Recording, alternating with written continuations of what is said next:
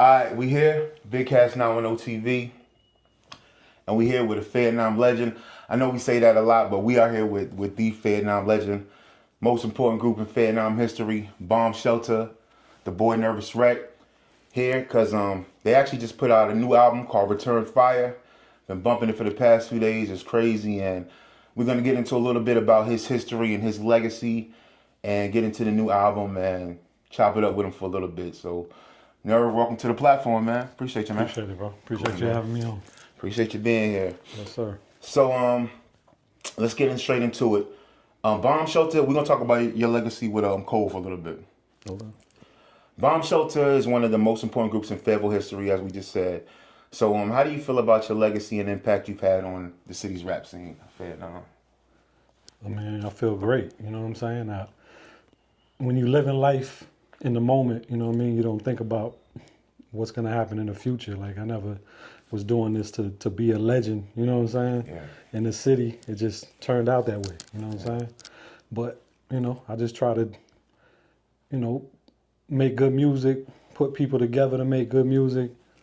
And, you know, the rest is history, man. All I just wanted to do was be dope at the end of the day. You know what I'm saying? Like, I was going to ask you what was the motivation, but you just said it, just being that's dope. it. I just wanted to be dope, bro. And I just wanted to learn and pay attention to, you know what I'm saying, the culture and, like, what's going on. You know what I'm saying? And this was a time when you couldn't learn from your phone or your computer. You know what I'm saying? You had to, like, buy books and magazines and watch, you know, television shows that came on once a day. You know what I'm saying? Like, it wasn't like on demand. You could watch whatever you want when you want. If you miss Rap City, if you make it home, you wasn't watching no rap that day. You know so like, you was real disciplined to be home to watch Rap City or your own TV Raps or whatever it was.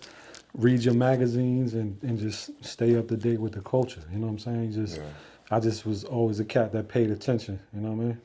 Yeah. So you mentored J. Cole early in his career. Yeah. How did that relationship start? I know we talked about that a little bit before, but it's important to the story. So how did that relationship start, and what was it like seeing him develop as an artist and becoming the person that he is today, the artist he is today? Crazy, super crazy. So, I mean, I met him, I basically invited him out to a show. He had been hitting me on AOL. I don't know if you want me to go into that whole story. Let's go into it. I bet. So the story is, you know what I'm saying, we was recording on computers at this time.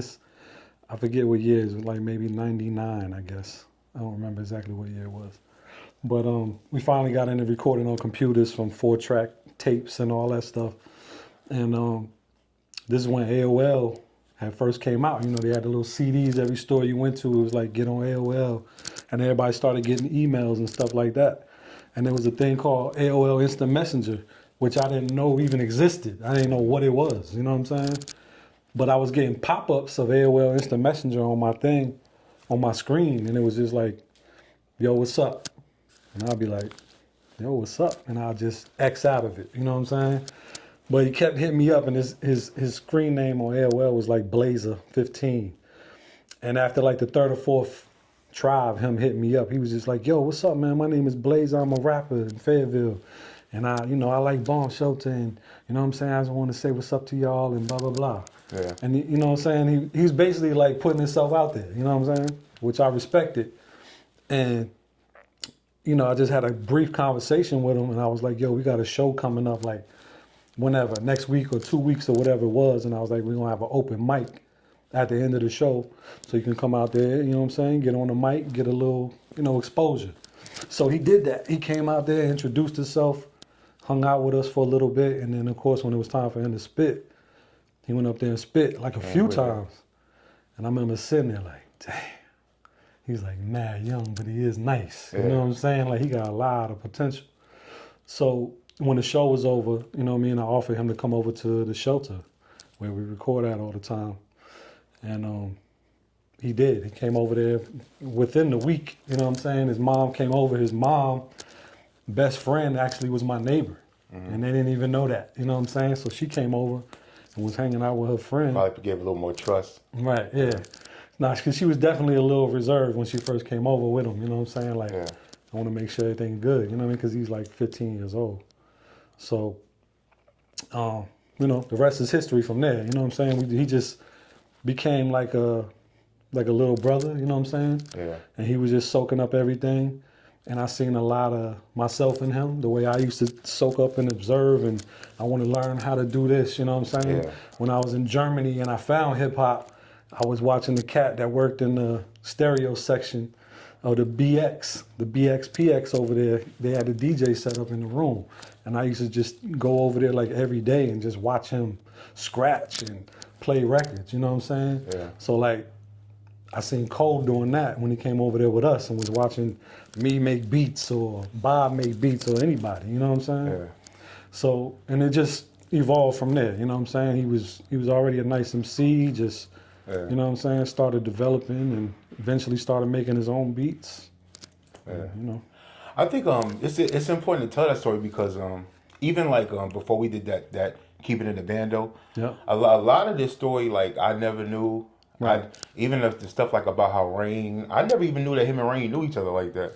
Yeah. Because like I said, you know how life is. When I left and went to work, Yeah. you know, I just went to work. You know what I'm saying? Yeah. But and people wonder like where Cole came from. He came from the shelter, and like what you telling now, that same story, it sounds like me being 14, 15 years old.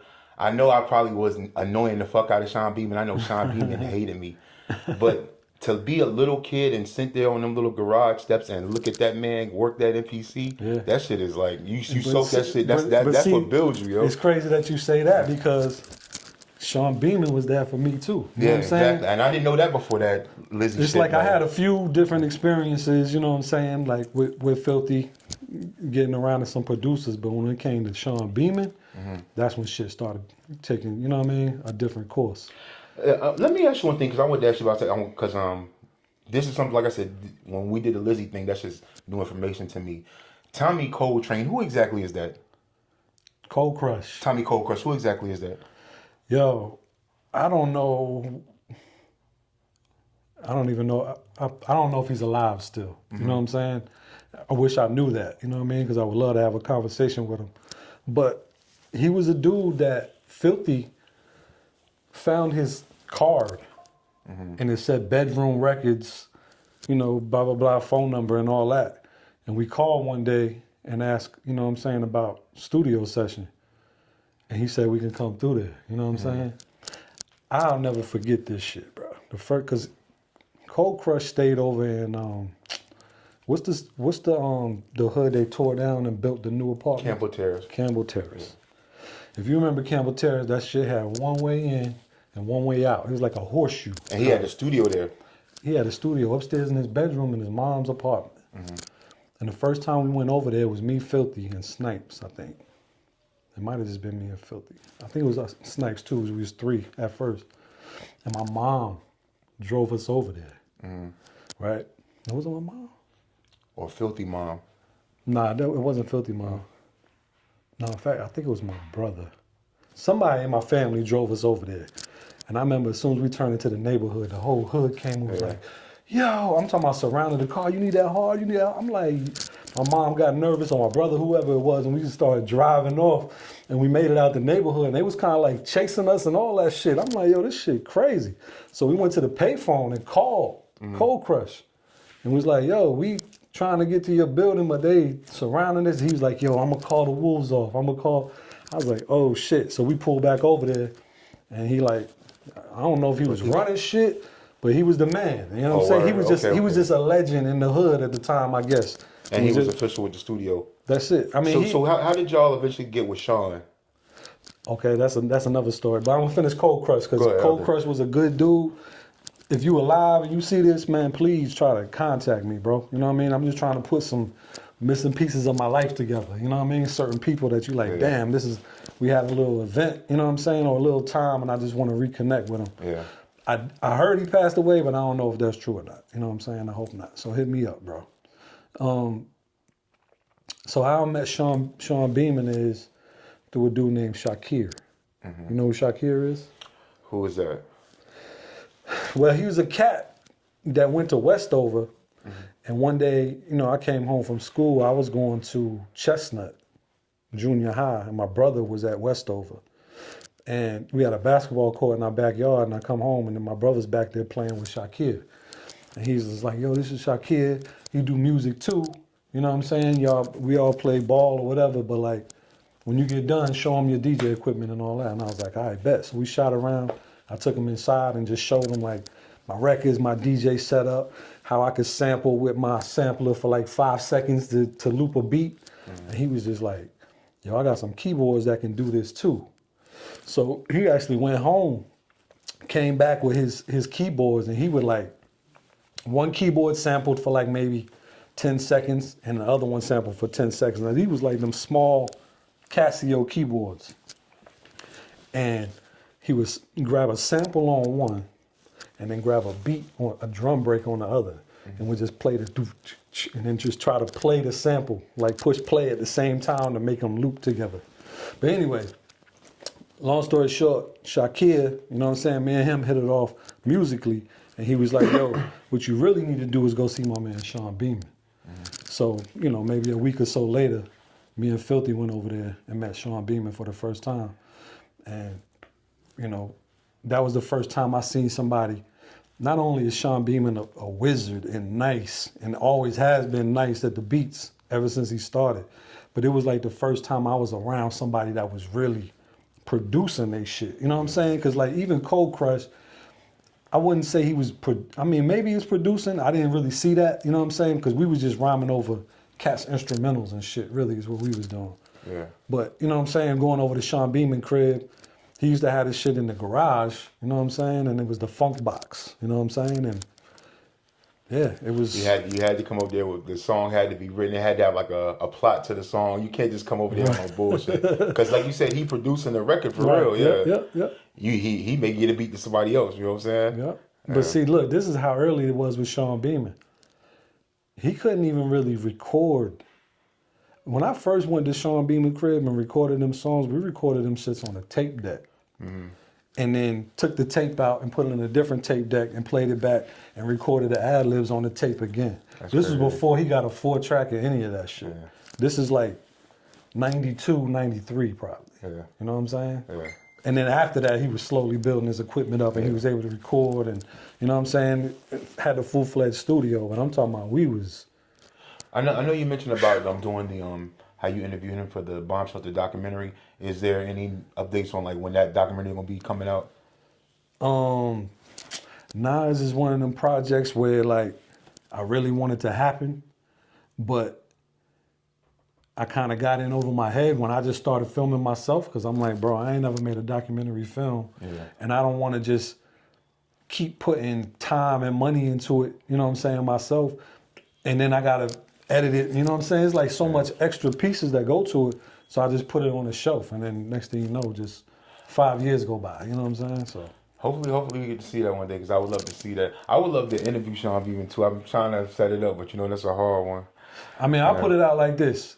If you're a documentary filmmaker or aspiring documentary filmmaker and you want to do a documentary on a group that was, you know, legendary in their hometown and discovered J. Cole, shit, hit me up. Let's talk. Let's figure it out. I'm open to, you know what I'm saying, trying to get this shit done. I have a lot of footage. You know what I'm saying? What's some other interviews you got for that? I'm gonna ask you. Say again? What's some other interviews you got for that? I just everybody in my crew, like the Crash Unit, you know what I'm saying, All Terrain Music. We did a reunion in 2018 out in Denver. And I had a whole film crew out there for that. Yeah. And everybody got their own personal interview. You might at least drop some clips on us, like drop some little 30-second clips on, you know, on social media. For sure. And I've done like little interviews with like other people that was interested in the documentary before. Yeah. And, you know what I'm saying, like none of this footage has ever came out, but you know what I mean, all of that could be used as well. But I'm talking about I got a lot of home video footage from the time period, like, excuse me, one thing about me is people know I keep everything. You know what I'm saying? Like I got the first verse I ever wrote, Notebook, you know what I'm saying? And the tape that it was recorded on, like I got a lot of shit, you know what I'm saying? It's crazy like that new album, like that computer you had, that little desktop you had downtown, is that the computer that you recorded those songs on, the Return Fire? More than likely, yeah. Yeah, that's crazy. Was that around 2001? Yeah. Yeah, it was, yeah. And what's crazy is the way them songs sound. they sound like they were mastered like in a studio from like, you know what I'm This saying, is like crazy, Sony right? studio today. Crazy. In our last interview, you shared a story about Cole introducing you to Kendrick Lamar Yeah. as the guy who taught him how to rap. And given last year's, you know, situation with Cole, Kendrick, and Drake, what are your thoughts on how all that played out? Whew, boy, that's a good question, Cass. Cause damn, that shit is bittersweet. I ain't gonna lie. In what way? Is it, I mean, cause well, first of all, Kendrick in a way inspired me to get back into music indirectly. You know what I'm saying? I don't remember what year that was, but that was like, 2016 maybe, 2019. I don't know what year that was, but Kendrick had came to, Cole had a surprise birthday party. Kendrick was there, you know what I'm saying, a few other heads. And when he introduced me, he's like, yo, this is my mentor Nerve, taught me how to make beats. And Kendrick was just like, word. And the way he looked at me was like, ain't no fucking way this cat used to rap. Because at this point, I'm in full dad mode. I got my kids with me, my wife, you know what I'm saying? And I'm like, just hanging out. And I could tell in his face, he's like, how the hell this cat taught Cole, you know what I'm saying? How to make beats and all that shit. And in my mind at that point, I was like, yeah, I need to tell my story, man, because cats need to know, you know what I'm saying? Where I come from too, and Cole come from. You know what I'm saying? They need to know who I am. That's how I felt at the time. Yeah. So I was like, fuck that. Like I told you, I watched that interview so many times. That was the other thing that stood out to me when you said, tell your story. That's an important thing as far as like this era we into with like, podcasts and interviews like we doing now. Like you said, you have to take the advantage to tell your story, you know what I'm saying? Yes, sir. Yeah. Yes, sir. So yeah, just let me clear that up. You know what I'm saying? He definitely like kind of inspired me to get back into music. You know what I'm saying? Start making beats again, rapping again. Now I got the label. You know what I'm saying? So, it's one of them things where it's like, bro, it's kind of like the second time he did that. You know what I'm saying? On wax. And you know what I mean? It's just, I don't know, bro. It puts me in an awkward position. That's kind of what I was wondering, like, because Cole kind of came with the snaps when he came back. I was like, he got one for you, you know what I'm saying? Yeah. Got one for you. Yeah. So. And you mentioned a label. I seen the new joint y'all put out with a Pretty Face. Where did you come up with the concept to do like the vinyls and that's an ill concept. Like what did you? Yeah, and I like how y'all play together. Where did you come up with that concept to do that? I mean, it comes from me just, being a vinyl collector, number one, and just, being in the underground hip hop scene. That's really kind of what you need to do in this day and age to survive. You know what I'm saying? Is sell something, bro. You know what I'm saying? Because we almost giving everything away for free. That's it. You know what I'm saying? It just depends on how your streams are, but you know what I'm saying? The average cat is not making no bread off this. Well, that's what I'm saying. I can't tell you how many interviews I've seen where the artist said they've never seen a streaming check. There you go. But yeah, that's dope. So it's like, we selling vinyl and made more money in vinyl than we seen in streaming in like the last couple of years. You know what I'm saying? And I think it's dope. I've seen a couple artists do it. I think it's dope too because you can kind of judge your fan base, like like okay, we got these 3,000 copies. We know from our online fans base, we can move these 3,000 copies. But along from you doing that, you also collecting data at the same time too. Absolutely, yes sir. So and also too, one thing about it is, as long as you stay consistent, records gonna sell. You know what I'm saying? Like, and the reason why I say that is because even to this day, people ask me for Bomm Sheltuh CDs and vinyl. You know what I'm saying? So like, if you got a stash of, something that's good, you'll always be able to sell it, no matter what. Yeah, and shout out to Pretty Face Gangster. Make sure y'all go check out that West Side Shooter Point Guard albums out now, and get the vinyl, get the limited edition vinyl. What's your current relationship with J. Cole, and do y'all guys still keep in touch? Yeah, that's my man. You know what I'm saying? That's like my little bro. You know what I'm saying? And really, shit, he been mentoring me now. You know what I'm saying? Because, I started the Sheltuh label back in late 2022, like December 2022, early 2023. And PFG was really the reason why I started the label. He might not even know this, but like, I was down there getting ready to put out the Bomm Sheltuh album with Filthe, and I was getting the footage from everybody to talk about the album. And I was at Izzy's crib, and Izzy was playing PFG music. And I was just like, man, damn, somebody got to hear this shit. You know what I'm saying? So I was just like, maybe I should start a label. And I was just like, nah, don't start no label. And everything just kept pushing me to that. And that goes back to do what you did as a kid that made you happy as a kid. It's like, as a youth, you know what I'm saying? Like, yeah, I was the happiest doing music with my crew and putting it out. We was an independent label, you know what I'm saying? And I didn't even look at it like that back then, but that's what we were. So, you know, it's only full circle for me to come back and do this. But as far as Cole, he's been, you know, mentoring me through a lot of this stuff too. Because like I said, I've been away from the game for a while. You know what I'm saying? Now it's like he got a lot he can teach you as far as like on the business side. Absolutely. How to roll You know something what I'm out and put it together. That's it. You know what I'm saying? I'll you know, slide something past him and get his eyes on it and get feedback all the time. You know what I'm saying? For sure. Yep. Let's talk about the new album. So you just released Return Fire. It's a collection of tracks that you said were recorded shortly after like Food, Clothing, and Shelter, shortly after 2001. What inspired you to put this album together and why right now? Well, to be honest, I've been wanting to do it for a long time. You know what I'm saying? Like 10 years ago, I wanted to put this album out, but it was just like, you know, me and Filthy would, you know, either not see eye to eye or something would happen or, you know what I'm saying? We had our ups and downs, you know what I'm saying, throughout our lives. And that's, you know, one of the main reasons too, when I put the label together, I was just like, yo, I'm gonna get Filthy, get him to come up here, we'll start making music again. And then even put out the old shit too if we want to, but like, you know, I was just trying to, and just like everybody was trying to help Filthy, you know what I'm saying? Like everybody really wanted him because he's a good guy and they really just want to see him. He's a real good dude, yeah. You know what I'm saying? Like really just want to see him do better and be happy. So, you know, ever since I left Fayetteville in 2004, up until when he passed away, you know what I'm saying? I was always trying to do something to help him get out of Fayetteville, move up where I'm at. We could start shit back up. Yeah. It's happened many a times. It even happened in 2018 when we had the reunion. That was one of the things you know what I mean? That was my first time. Before the reunion happened earlier that year, like 6 months prior, that was my first time talking to Filthy in like 8 years. You know what I'm saying? Because we had a fallout and we didn't talk for 8 years. But when we were talking, all I was ever trying to do was just get him to come to Raleigh so we could get the group back on. You know what I'm saying? Yeah.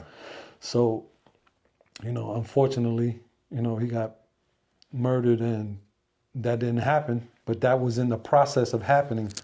You know what I'm saying? When I got the shelter and I got the house to, you know what I'm saying, as the headquarters, and he was supposed to be moving up there.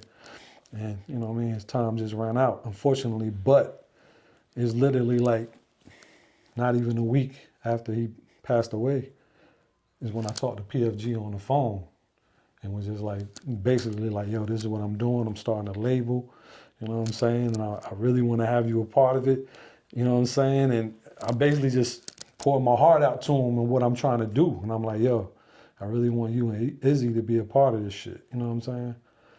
And, you know, he and Izzy, you've been working with Izzy forever, right? Yeah, I've been working with Izzy since Bomm Sheltuh days. You know what I'm saying? Izzy used to produce for Bomm Sheltuh too, and other cats around the crew. He was just always around. You know what I'm saying? Izzy was also like, and still to this day is one of them cats that's like super smart, especially when it comes to equipment and recording and, you know, sound and all that type of stuff. So I would always just, you know, so is he pick his kind of brain. Is he kind of like an A&R on a label, like as far as like help putting the sound together for the album? Yeah, he's definitely A&R and producer. Like, you know what I'm saying? His sound carries a lot of weight too. You know what I'm saying? Like, I feel like PFG sounds best on his beats. You know what I'm saying? That's just my opinion, but every time I get on Izzy beat, he kill it. You know what I'm saying? So that's really the sound. You know what I'm saying? They're like Guru and Premier. You know what I mean? Shout out to Izzy. Izzy, another legend. Izzy with the clubs, everything. You know what I'm saying? Yes, sir. So, how were you able to piece together the album, like using like old files and masters and type of stuff? What was the technical, like, creative process like for like putting an album together like that? Putting this album, the Return Fire? Yeah, because it's almost like on some Tupac, Biggie type shit where like they have to come back and put the album together after that. Right. Well, I mean, I'm gonna be honest with you.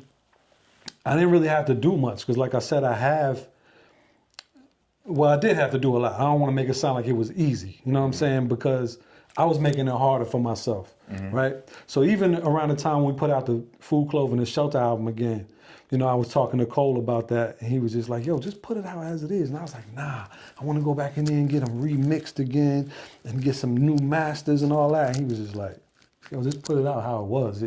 It's a sound for that time. You know what I'm saying? So, and then eventually that's what I did. I was like, yo, let me stop overthinking it. I'm just going to put this shit out. So this time, you know what I mean? It sound amazing. The Food, Clothing, and Shelter, what I'm talking about. Right. So then, you know, this time around, I have a bunch of songs that have just bounced down from Samplitude. You know what I'm saying? That's the program we used to use back then. And they just, you know, I got files all over the place of different songs from different eras. Excuse me. And, you know, I just finally, you know, over time got them all put in one file and be like, yo, here's 100 songs. You know what I'm saying? And there might be one or two different versions of a song, or this one doesn't have a hook. So I just had to like narrow them down to songs that were complete songs. And there was still like 80 of them. You know what I'm saying? And, you know, originally I just started picking the hottest ones. You still got about 70 left. Still got about 70 records left. Yeah. I was listening to it. It really shows, like, from the MC standpoint, like, Filthy, he was real, like, tactile and tactical with it. Yeah. Yours is, like, more, like, in-your-face aggressive, but Right. it blends real well together, you know what I'm saying? And y'all are, like, an actual group. Right, Like, yeah. It's not like, yo, he spit his verse, like, half the time, half the shit is, like, almost like some back and forth, like, Run DMC, Facts. Jada Styles type shit. You know what I'm saying? No, I'll definitely say that me and Filthy's chemistry was crazy because, you know, it would be 99.9% of the time me over there producing. And, you know, Filthy, he just sell weed. He ain't really got no job, never really had a job. You know what I'm saying? Sometimes he did, but like for the most part, he was free. So he'd be over there with me all day working on, you know what I'm saying? When I'm not at work, I'm chopping away at beats and shit, you know what I'm saying? And he's there with his backpack and rhyme book and he just writing shit. So by the time I'm finishing up the beat, he like, yo, I got a hook and I got this idea. And I'll be like, damn, that's fire, yeah. And then I just start writing. So it's like, you know what I'm saying? I'm over here making a beat. I don't know where it's gonna go. And I might be, dog, this has been several times I made some shit and hated it. And he'll be like, nah, I got something for that. And would make something crazy. And it's like, you'll hear these songs, because I'm gonna start putting, you know what I'm saying, more music out. But it's like some shit you would never imagine that we rhyme on. And he just made it so fire because he was creative as hell. You know what I'm saying? But that was the chemistry. Like, I work on the beats. Filthy would like usually come up with a hook or some type of a concept, and then I would come on the back end and write my verse. It was definitely times when I started writing first and be like, yo, I got this, see what you got for it. But I say at least 80% of the time it was Filthy. Yeah. He was the creative guy. Driving the raps, That's it. driving the beats. That's it. Yep. That shit is dope, man. Like I said, I like how, like I said, it's like a lot of back and forth, and it's like a group energy. I don't think people really remembered how important that group energy was until they saw like that Locks versus Dipset. Right. And you know what I'm saying? Yep. I really admire that. So let's talk about as far as Filthy and his life and, you know, moving forward from that artistically. Filthy, he was, you know, like we were just talking about, key part of Bomm Sheltuh. And, you know, Bomm Sheltuh is not just a group. Bomm Sheltuh is a crew, you know what I'm saying? Yeah. All of y'all. Yeah. Can you talk about your relationship with him, both as a friend and as a musical collaborator, a little bit more? Yeah, I mean. And any dope stories you may have? You know? Yeah. So I met, you want me to tell you like how I met him and all that? Mm-hmm. I met him in 8th grade. It was Chestnut Junior High. And I was actually in the class with him, you know what I'm saying? But I had never spoke with him before. And at the time I was, you know what I'm saying, just like trying to start a rap crew in the neighborhood. And I had a couple cats that was coming through the house, and one of them's name was Snipes, aka Marcus. And Marcus was just like, yo, I know a cat that said he can get us in the studio. And I said, okay, who is it? He's like, Carlos, you know Carlos. And I was like, yeah, I think I know Carlos. Because was he talking about the Tony Cole crush? Actually, nah, this wasn't. Before that? That was the second producer. We had a producer that we was trying to work with before that. And that was Filthy's thing. He was always finding the studios too. You know what I'm saying? Which is crazy. But he said he know a guy, you know what I'm saying, that got a studio and he can get us in there. And, you know, Filthy told me this story later. He was like, yo, I ain't even know the dude. He found his card, like somewhere he found his card and it said studio. And that's all Filthy had. He didn't call him, he didn't even know the dude, he just had the card. So Filthy was just like, basically just trying to be down with somebody, trying to be down with Marcus. And told him he knows somebody with a studio. So I ended up meeting him after school. He was about to get on the bus. It was funny as shit because I was walking with Marcus and he seen Carlos coming and he was just like, yo, just run real quick. You know what I'm saying? I was like, for what? He's like, yo, just run. And he was like, we just started running away from him, like running towards the bus, just teasing him. And he was like, yo, Marcus, like yelling his name the whole time. That shit was funny as hell. And then, I mean, he kind of got the joke later, like, oh, okay, y'all was running, trying to play with me. But that shit was funny as hell because I ain't know him. And I'm like running from some cat, you know what I'm saying? But that was the first time I met him. You know what I mean? It was just a joke. And, you know, we just talked briefly right outside the, you know what I'm saying, the bus. And he basically said he was going to, you know, call the dude and get us booked and see how much it was and all that. And it was like maybe a day or two later, I'm in the backyard playing basketball, you know, where I talked about Shakir's story earlier. And I'm back there with my brother and I hear somebody going, yo, B, from like the main road of my house. I'm like all the way up a couple stories in the backyard.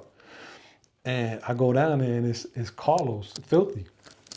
And I'm like, what you doing at my crib? He's just like, yo, I came over here, I got dropped off and I was looking for Marcus and I went to his crib and he wasn't home. So I just walked around trying to find you. And then I heard you playing basketball in the back. Yeah. And I was like, yo, this dude, like me and Marcus don't live we in the same neighborhood, but we not right around the corner, bro. So he was walking around the neighborhood all day. Life was different back then, though. It was different. There was no communication. He couldn't just call, you know what I'm saying? I mean, he could call, but it was like cats didn't have numbers and all that. You know what I mean? We was staying with moms. It was the home number. But long story short, he just ended up at my house and hung out for a while. And, you know, we started our friendship from there. And then when we finally went over to the dude's studio, I think his name was Maurice Grady. And that shit was a whole nother, that dude was a character, bro, when we first walked in there. But the other cat from the crew that was from the neighborhood that was supposed to be going to the studio with us, he didn't show up. He wasn't allowed to go or something. He got in trouble. So it was only me and Snipes and Filthy. And we was just like, yo, we only got 2 people, so we just try to lay 2 verses down. And then that's when Filthy was like, yo, I got a verse. And he like reached in his bag and like unfolds this paper and like spits this verse. And we like, damn, word, okay, Filthy. You know what I'm saying? Well, he wasn't Filthy at the time, he was Carlos. But we was just, you know what I'm saying, like surprised. Like That's it, you know what I mean? But it's just so crazy just to like relive that and rethink that in my mind. And then when he tells the story back, he's like, yo, you don't understand. I sat up all night writing that rap and I practiced that shit in the mirror and I said, yo, I'm gonna spit this shit for them and I'm gonna impress them and then I'm gonna be in the crew and I'm gonna have friends. And I was like, yo, this shit crazy, bro, because that shit really worked though, you know what I'm saying? But everything he thought about worked. You think about stuff in retrospect at the time, y'all was just kids living life. Yeah, we was just living, like, yo, this shit dope, but he actually like plotted that whole shit out. But and now too, like I see, you know what I mean, why he had to do things like that because of the, you know, the conditions he was in, and that's a whole nother thing. You know what I'm saying? Like, you know what I mean? I've seen some shit fucking with Filthy that I never would have seen if I wasn't. You know what I'm saying? Yeah. For real. What's been the hardest part of, you know, making music and going on making music and living life and doing everything without him being part of your creative process? Man, I'll tell you this. I miss the shit out of him. You know what I'm saying? Because it's like a lot of times, shit, really over our whole life, I'll be like, yo, who was the dude that said such and such in the song? He'd be like, Biz Marquis, brother. And he'll like, you know what I mean? He was like sharp with the hip hop history and all that shit. And even when it came to our own cruise shit, and I might not remember a line I said or what song it was on, and he would know, like, I'll just have to call, yo, and he knows all that shit, you know what I'm saying? Mm-hmm. And it's like, even to your point, putting this album together, I definitely wish I could have got his feedback on it. You know what I'm saying? That was my next question. If he was alive today, what do you think he would say about Return Fire? I mean, we'll be honest. It probably would be a little bit different because his feedback is there. You know what I'm saying? But like, you know, and this is from my conversations with Cole too, because originally it wasn't these songs. It was like maybe a couple of them, and some other joints that we made later on that was like really smokers. And he was like, "Yo," Cole was like, "I feel like you should just kind of keep them in the era. Like those are from right after Food, Clothing, and Shelter. Then y'all have these, and y'all have these, and then just pick from those." So like. And I feel like Filthy would have understood that process too, because I did, you know what I'm saying? So, you know, I feel like it would have been, I don't know, to be honest with you, man, what we could have did, because I mean, I know it would have been different, you know what I'm saying? But this is just how I put it together. I think he would have loved it because, like I said, from me getting to know him, you know, like in the last year of his life, he seemed like he was on the same shit like people we all on. Like he really was about hip hop and putting his music out and being a rapper and spitting his darts, and that's what y'all was doing all over that shit. So that's it. So yeah, I mean, you know, he know I'm all about, you know, kind of preserving our legacy and image. Exactly. And I've always been about that. I know he would have loved the cover. You know what I'm saying? That's one of the things I wanted to ask you too. Right. That cover is another classic cover. Is that the guy named Kelly Baber or something like that? Kelly Baber helped with it. Kelly Baber did probably 10% of that cover, and I did the rest. Oh, really? Yeah. Okay. The cover is crazy, you know what I'm saying? Because it's like a comical version of you and but and it's also like a motion vector type thing. Too. That's it. So basically, this is how it happened. I hit Kelly up years ago to do the Return Fire cover. And I told him what I wanted. I was like, yo, I want me with the motorcycle and the sidecar and Filthy's, you know what I'm saying, doing this. And you know, when you explain it to somebody, they're going to bring you back their version of it. And the version he brought back, it was cool, but I was just like, yo, I really wanted to see it like this and this and this. And, you know, he was just explaining like, you know, how it was, I don't know, it wasn't his style or something like that to draw it like that.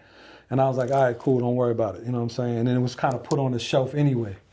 So then when it was, you know, time for me to go ahead and put the album out, I revisited the artwork and I was just like, yo, I'm just bringing this conversation up again about, you know, the certain changes that I want to make and all that. And he was basically telling me like, yo, he could do it, but it's going to take him a while because he's busy. He's a busy man. He's a successful artist. You know what I'm saying?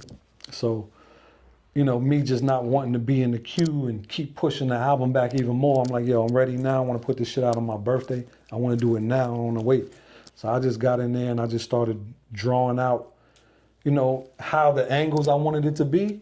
And then from there, bro, I ain't gonna lie, I took it to Photoshop and a lot of AI. You know what I'm saying? That shit is crazy, yo. And then, that shit is real crazy. And then when I got the image where I wanted it to be, the only thing that wasn't there was the faces. Yeah. So I used the faces that Kelly drew from his original picture and put it there. Yeah. So if you know what I'm saying, and that's how that picture came together. That shit legendary. You know what I'm saying? Inspired, man. That's another classic cover, man. Yes, sir. Let's talk about production. I know you always been a producer. I even attended that thing where you was talking about production and everything. Oh, yeah, really talking about the Dreamville event? Yeah. Yeah.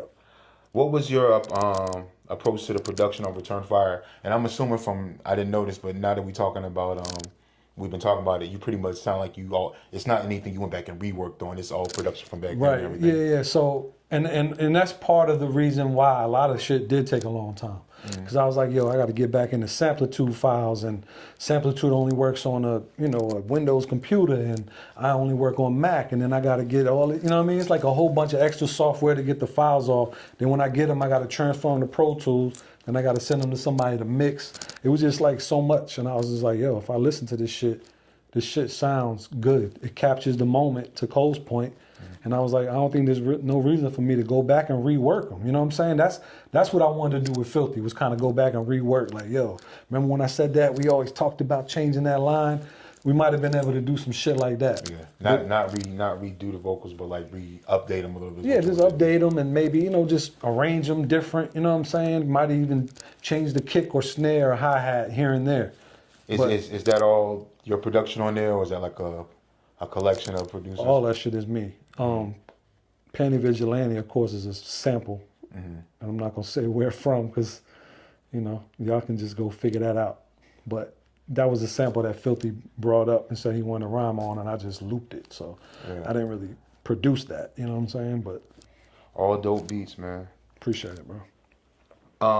As far as the album, Return Fire, how would you describe that album, the sound of it and everything compared to Flu, Cole and Sheltuh, which was really y'all first and last album? Yeah, because after that we did Fayetteville Bombers, but that was like a joint album with the whole Fayetteville, you know what I'm saying, pretty much at the time. But we was definitely like, a lot of that Food, Clothing, and Shelter music was like 4-track, you know what I'm saying? So like, and then we came into the recording on computer age. So they're different in that aspect, where they're going to be definitely a much cleaner, polished sound than we had.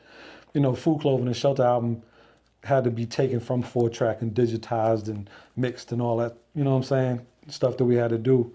And it was just a lot easier when you're working straight into a computer, you know what I'm saying? So it's definitely more polished, and you'll see, you know what I'm saying, the next, because, you know, putting it out here and now on BigCas, there's definitely some more albums coming from Bomm Sheltuh. I told you we got 80 songs in the stash, man, and I'm just tired of it sitting on the hard drive. I'm gonna let the people hear it.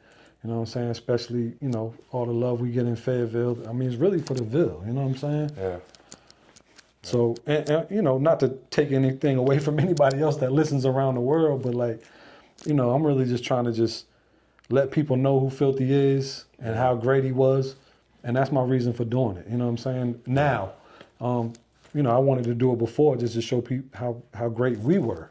Yeah. You know what I'm saying? But, you know. And that's why, like, if you ever see me say how, like, I feel like how that Bomm Sheltuh interview we did, that Keeping the Band on we did, was kind of like, as far as the YouTube channel, the most important thing we did is because, like I said, what we trying to do is tell the story of Fayetteville and tell the story of this hip-hop thing. And like I said, I'm glad we were able to do that before he passed away and actually, you know. Man, I think about that a lot too, bro. It's like, you know, he didn't want to do that interview, and he didn't want to do the interview that we had did earlier that day either. So, and it was just crazy that, you know, how much I had to push him, you know what I'm saying, to do that. And I'm just like so glad I did, you know what I'm saying? Because, you know, man. Yeah, it's bittersweet, you know what I'm saying? When they come across my timeline, I just be like, damn. I'm so glad I got him to do that shit before he passed away. You know what I'm saying? Rest in peace, man. Dope MC, good person. So let's talk about the Hunger Years, which is kind of like, I'm going to tell you the way I found it. I was coming out of 2020, prior to me coming back, I was looking at a lot of like van life travel stuff on my YouTube. Mm-hmm. And coming back, when my mom got sick, I was looking at a lot of Fayetteville hip hop. And one of the things that popped up on my timeline was, it was a video of you, I want to say like you were in Germany or something, but you basically had traveled with your wife to go overseas to visit some Cole shows, went to some J. Cole shows. Oh, overseas. yeah, that was in Ireland, yeah. Yeah, okay. And then so I looked at it, I was like, oh, this is dope. And what came after that was some actual videos of you doing like a van life thing. You had a bus. Yeah. It was crazy interesting to me because it was something that I was planning to do, and I hit you up telling you about how I was planning to do that. How was that, and getting into that, and, you know, life beyond music, being a family man and everything, and working on things like that? To be honest with you, man, looking at it now, it was just me just being who I am and being a creative person. Mm-hmm. You know what I'm saying? I walked away from music, and I guess me filming and making vlogs was like my way. Because really, when you editing video, it's kind of like making beats, to be honest with you. You know what I'm saying? Similar, it's like timeline. Yes, sir. It's very similar. So like, you know, I'd be editing video. I used to, you know, do music videos for Cheddar Chap and, you know what I mean, different people here and there, like editing videos. It's just something I did. I learned how to do it when I moved up to Raleigh to go to school for music. Mm-hmm. Like, that's one of the things that they taught you, as well as production. Like, it's hand in hand, man. That's it. You learn how to edit videos. So it's just something I did, just the same way I learned how to work Photoshop and Illustrator at school. You know what I'm saying? So what's some of the dopest and favorite places that you were able to travel and take your family to? Shit. That bus trip, I would say, was the best. But, I mean, shit, let me just get to it. Basically, you know what I'm saying, the vlog came about for me just being creative, editing videos, you know what I'm saying? And it started with me just documenting my journey of having a son, you know what I'm saying? Mm-hmm. And then it started out as first-time father, and then we had another child on the way, and we was like, well, shit, let's just change the channel name and make it a family channel. And it was just me just documenting, my life as a father with my kids. That's really all it is. And then later we got a bus, you know what I'm saying? And we took a couple month long bus trip across the country, and it was fire. So what was the question? My fault. What were some of the most interesting places and the best places you were able to show your kids and take your family to? Yeah, so that shit was amazing, taking them out there. Like, we went to the Great Sand Dunes, you know what I'm saying? Certain, Colorado in general was crazy, you know what I'm saying? Like, just the scenery alone, that's like my second home. Grand Canyon. We didn't go to the Grand Canyon, you know what I'm saying? But we did go out there. Why am I thinking that? The Grand Canyon in Colorado? Nah, yes, like Arizona. But there's a lot of shit that looks like that out there, you know what I'm saying? So, we hit all of them spots, and then we ended up back at Disney, you know what I'm saying? So my kids could have a Disney day. But yeah, I think that's why I wanted to get into it, just to see some different shit, you know what I'm saying? Get out there and actually, see America. It's a little easier way of traveling. That's it. You just get to slow down a little bit, you know what I'm saying? And just to, to come full circle with it, like, that was a plan that me and my wife had, you know what I'm saying? It was like, yo, let's get work from home jobs. This was before COVID, you know what I'm saying? Mm-hmm. And get something like an RV, and we could just be out and we work, and then we're somewhere else, and we go live here for a couple of weeks, and then we can move somewhere else. That was the plan. And then, you know what I'm saying, we had a child, and it kind of put it on the back burner for a little bit. And then when we had our second child, and we was like, fuck it, let's just do it. We wanted to do it for a while. And it's one of them things where, like, it's not for everybody. You know what I'm saying? There's a lot of people that do it and be like, I'm good. Like, the reason why I stopped is I just, my kids was about to start school, number one. And, I just had a lot of problems with the bus that I had. So I wanted to just get something smaller. And then, life caught up, and we just didn't get back into it. You got that experience of your kids, and you got it on film, too. So that's crazy. And I mean, shit, I love van life, RV life, bus life. Still, I watch channels still to this day on YouTube with people that are, doing it. So, yeah, I respect it. So you back now doing your thing, making the music and everything. Mm-hmm. How is it like, balancing like being, the CEO of the president of the Sheltuh and running the label, and also balancing being a family man and raising kids and all of that all at the same time? I mean, honestly, I just do it, bro. You know what I'm saying? I don't really think about it. Yeah. I even involve my kids when I can. You know what I'm saying? Like, they've been in PFG videos. They was in actually a Cole video as well. You know what I'm saying? Really briefly. Which video was that? It was actually Smino. Smino and J. Cole got a song together called 80 Proof, I think, something like that. And they just, in the video, like, Cole pulls up on a family reunion. Mm-hmm. And a kid runs up to him, and it's funny too because that shit made it to the blogs and all that. And he was like, J. Cole reveals his son. That was his son, and that's not his son. That was my son. You know what I'm saying? Crazy. But yeah, it was. My daughter was on set as well, and DJ Paradigm, his daughter, was there. He's the one that actually invited us out, and they had a few scenes in the video, but all of them got cut except for that one where Cole picks up my son. And then there's another scene where Paradigm's daughter is running like in the family reunion. Yeah. That's a dope cameo, because that's one of the things where, like, you never know, 30, 40 years from now, your son may be like a great inventor, like a great person. I look like, oh, remember, this is him as a kid. There you go. That's crazy. But then, like, PFG, Gucci video, they was in that. They was wearing a mask in that. Mm-hmm. So to answer your question, I just keep them involved. You know what I'm saying? Like, my daughter especially, she's like, I could tell she's going to be like the creative one, because she likes music. She likes dance. She's the one that's listening to songs and paying attention, and she's singing the lyrics. When my son was like, yeah, whatever with the music. My daughter will come in there if I'm working on a beat, and she'll be like trying to tap the pads. Like, she's curious and she's creative, so I know she's going to be the one that's going to do something in the creative lane. You know what I'm saying? And it's all in her bloodline, so she definitely. Yeah, you already know. Let's talk about the future right quick before we sign out. All right. With the Return Fire out now, what's next for you? And do you plan to release any more music, aside from the Bomm Sheltuh? Because I know you also do solo music as well. Or any other music besides the PFG and the Bomm Sheltuh? And or is this the final chapter of Bomm Sheltuh? All right, so I got like probably at least 4 and maybe 5 if it's like a lost files of Bomm Sheltuh music. So over this year and probably next year, you'll probably get, I might as well just put them all out. You know what I'm saying? Just put them out for y'all. So there's going to be 4 or 5 Bomm Sheltuh albums coming. And I'm still working on music. I got a couple albums finished myself. But I just really just been focusing on PFG and the label and trying to get him in position. You know what I'm saying? And, you know, so my stuff is taking a little bit of a back burner, but, you know, I'm definitely still on it. I'm still producing.